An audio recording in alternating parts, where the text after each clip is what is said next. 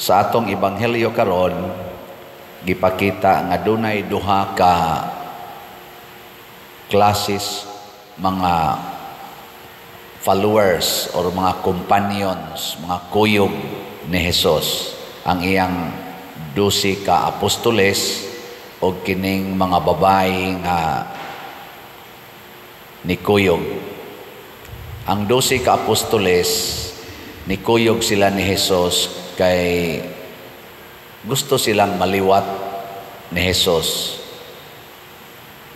Gusto sila nga og unsay kinabuhi ni Hesus mausay ilang puy-an. Ang mga babae kaning gihisgutan nga mga babae ni kuyog sila ni Hesus tungod kay nakasinati sila nga giayo sila sa ilang lain-laing mga sakit o mga kahimtang sa sala. Sama ni Maria Magdalena na gipapahawa ni Hesus ang 7 ka bukyawa. Lingiyay mong tupad na mukuyog ka ni Hesus. Matanda ko na mukuyog ka. Pero ang nakanindot din kay lain-lain sila rason nganong ni kuyog ni Hesus, pero ang resulta gyud sa ilang mga kasinatian ni kuyog sila ni Hesus. Unya sa ilang pagkuyog ni Hesus kadtong dunay mga kwarta sama aning mga babae kay mga dato man ni sila, dato man ning ilang mga pamilya, ilang gitabang sa panginahanglan ni Hesus ang ilang kwarta. Una dinhi kita nasay kuyog nato sa atong panaw isip parokya. Doon natay mga kauban dinhi sa atong panaw nga namalit og slots. Kay naman sila'y kwarta. Nya kanisang uban nga way kwarta unsa may gibuhat? Ngayo. Nangayo, no? Namo say mangayo. Nya ang nay kwarta muhatag. Hay may mas kuan ani, hay may mas nindot para sa Ginoo, ang nanghatag o ang nangayo? Ang nanghatag.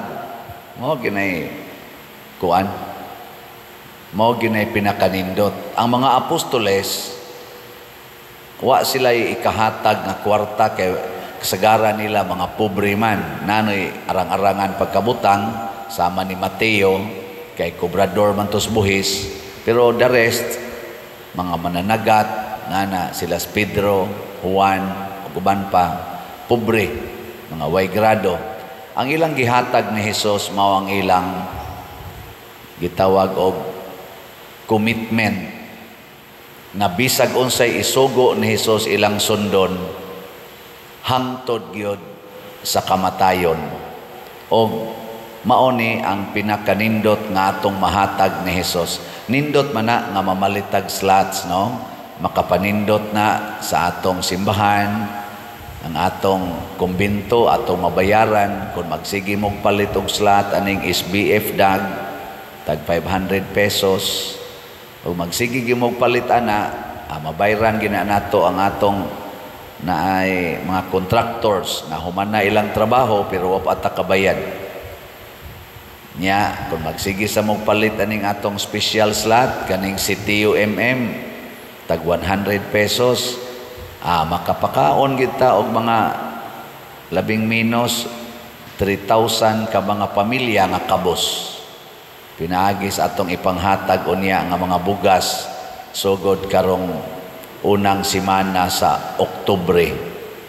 Nya posible sad nga makapaayo or tukod sa tag mga balay para niadto mga tao nga mas maayo pang tangkals iro o tangkals baboy kay maarang-arang pag-atok sa ilang gipuy-an ro mga balay nga ato sang tukuran tingali moabot tingay na mga 61 ka balay.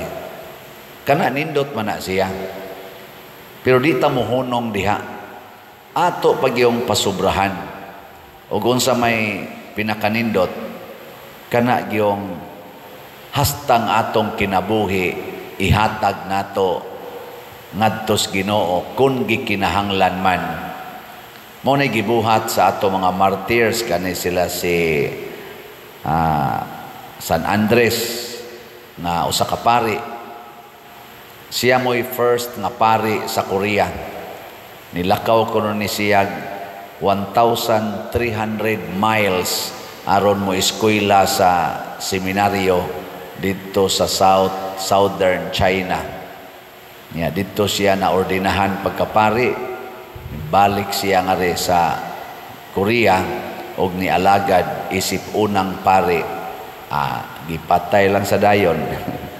Mga siguro wala pa ni mga 50 iyang edad or mga 50 rakapin. Patay na. May lingyay mong tupad. Na murag sige man jud kag palit og slot. Pero andam ka magpakamatay. Ingna kano. Ingna okay naman na. Kay palit naman kag slot. Sige pa jud kag balik-balik og palit og slot. Pero ang pangutana, andam ka magpakamatay. Andam dili. Kana may nindot andam gidi ay. Mao sa nay atong buhaton sa atong kinabuhi. Kaya nga atong pagsunod sa Ginoo, dili man dinhira sa simbahan. Ang tinuod nga simbahan tua sa ato gyong kinabuhi matag adlaw nga gipuy-an, naa sa atong panimalay, naa sa atong trabahuan, naa sa katilingban nga atong gialagaran. So kanindot unta ang atong mga maestra dili lang muhatag og tabang sa mga estudyante, pinaagi sa ilang pagtudlo, pinaagi sa ilang mga paggiya academically, kung dili magpakamatay gyud para sa ilang estudyante. Nindot no? Mga anak sad dili lang muhatag og pagtahod og kanini ang maayong grado sa ilang pag-eskwela ngadto sa ilang mga ginikanan, kung dili mukumit yun nga andam kong magpakamatay para sa akong ginikanan. Ang asawa sa dili lang muhatag sa iyang pag-atiman, kaning pagsigig ingong I love you, o pagtingali, pagpaambit, o nasiyay income, ngadtos iyang bana. Pero kanindot ang asawa mo ingon gyud, magpakamatay ko para sa akong bana. May kinsa dinhing asawaha be nga mukumit ana nga magpakamatay ko para sa akong bana. Ta sa kamot siya ro sagwa gi asawa dinhi no. Nya mao sad nay buhaton sa bana nga ang bana dili lang mohatag og pag-atiman, pagpangga physically, emotionally, psychologically, og mohatag sa iyang income ngadto sa iyang asawa og mga anak. Moingon gid unta ang bana, andam kong magpakamatay para sa akong asawa og mga anak. Bikin sang banaha dinhi ang mukumit ana bita sa kamot. Siya ro wa gyud mo isa diha.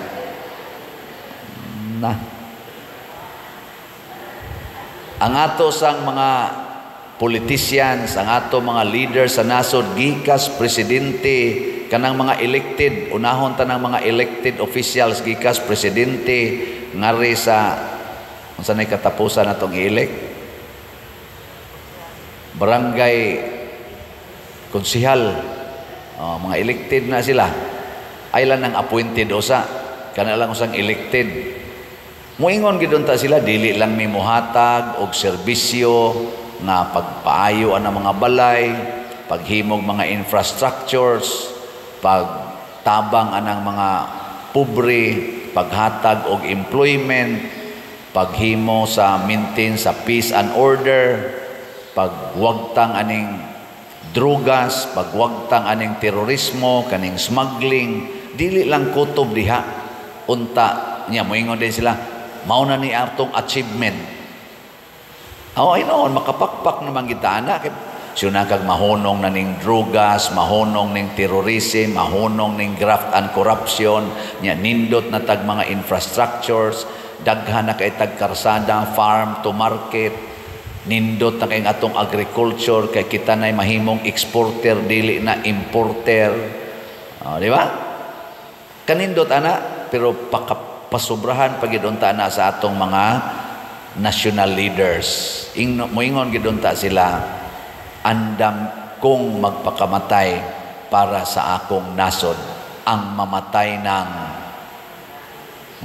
sumpay na, ang mamatay ng dahil sa'yo. Yan, naro ba sa ikanta nga, dahil sa'yo. Nais kong mabuhay. Unsaon? Nabali na sa dinoon eh. Ang kanta na to sa lupang hinirang, ang mamatay ng dahil sa'yo, nais kong mabuhay. Na ayaw lang ilahos dito kay sa The Flatters man to sila. Ang sana, The Flatters. Ayaw lang to. Nais kong mabuhay. Andam yung magpakamatay. Heroic ba? Na serbisyo. Niya kaming mga pari, unsa mo sa among isulti. Gikan sa Santo Papa, ngari sa pagka-deacon, ordained man na, ordained. Dili man may elected, ordained. Unsa mo sa among isulti. Dili lang may mupaambit sa kolekta. Dili lang may mutabang sa mga nanginahanglan spiritually o materially, kung dili andam gyud ming magpakamatay para sa among katawhan nga giatiman. Nindota ka no. Mo na nahitabo sa ato mga apostles, mga martyrs, nagpakamatay gyud. O kung ato na ning buhaton, unsa may mahitabo sa atong kinabuhi. Matod pa ni San Pablo diri sa unang pagbasa, dili makawang ang atong pagtuo. Kay kung mahadlok tang mamatay, wa di ay ta motuo nga si Kristo namatay nya nabanhaw. Kawang ang atong pagtuo. Nonsense ba kung dili ta mo tan-aw atong pagkabanhaw? Mao man bitaw ang andam tang magpakamatay kay mituo man ta nga si Kristo namatay ug nabanhaw sad. Nya anha na mahingpit ang atong kalipay kung mao na ni ang atong mindset, mao na ni ang atong commitment sa usag-usa. Mao nang ni tubag ta diri sa salmo nga nag-ingon, Ginoo, inigpakita sa imong himaya, pasabot ka ng makasud na taglangit. Sa may mahitabo, mahingpit ang akong kalipay. Samtang ni apata din dili ginahingpit atong kalipay, pero kana mga tao nga nangandoy gyud nga mahingpit ang iyang kalipay dinhi, na mosangko sa away mosangko sa away. Kay unsa may atong concept aron mahingpit atong kalipay, kuhaan ang tanan nga wa nimo mauyoni. Kanang tanan nga wa nimo mauyoni, kuhaa. Kanang mga butang or mga tao nga nakapaantos nimo, panguhaan na. Nya sa atong paningkamot ana, mag-away na ta. Kay katong atong buot kuhaon nga tao, iyam sa tang kuhaon sa makauna man lang. So in short, dinhis kalibutan, di ta mangandoy og hingpit nga kalipay. Ang ato hinong pangandoyon, hingpit nga pagsunod sa Ginoo. Hingpit nga pagtuo sa Ginoo, nga di gid ta mo give up sa atong commitments hangtod ta mga matay. Pagsud nako sa pagkapari, ako naman ang nasulti ninyo, no? Niingon yun ko, asa man ko gustong mag-antos, aribas minyo o aris pagkapari. Yan, itubag dahil ko sa akong kaugalingon, gusto kong mag-antos, isip pari. Karon, og daay mga pag-antos, sama ning atong slot, nga wap ang mahalin, niya makadawat dahil kong text, gikan sa atong mga contractors, sa atong mga bayranan, sa tinudanay, makadawat man ko from time to time, pero cordial hinon kay silang maningil. Father, kumusta naman? Sa kulbaan dahil ko, iyoy. Kamu, di mo kulbaan? Palit mo slot, kayo haron mawa ni atong kulba. Pamalit mo slot, haron mawa na ni atong kulba. Gusto mo nga ang inyong parish priest, Father Siano, sige lang kulbaan?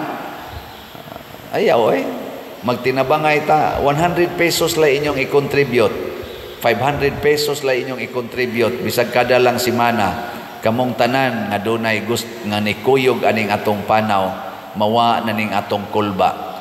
Pero ay mong kabalaka, bisag kulbaan ko, wa ko ma-stress, wa ko ma-discourage, mo padayon ko. Ang tuson tani kay mao ni ang agianan padulong sa himaya. Manindog ta.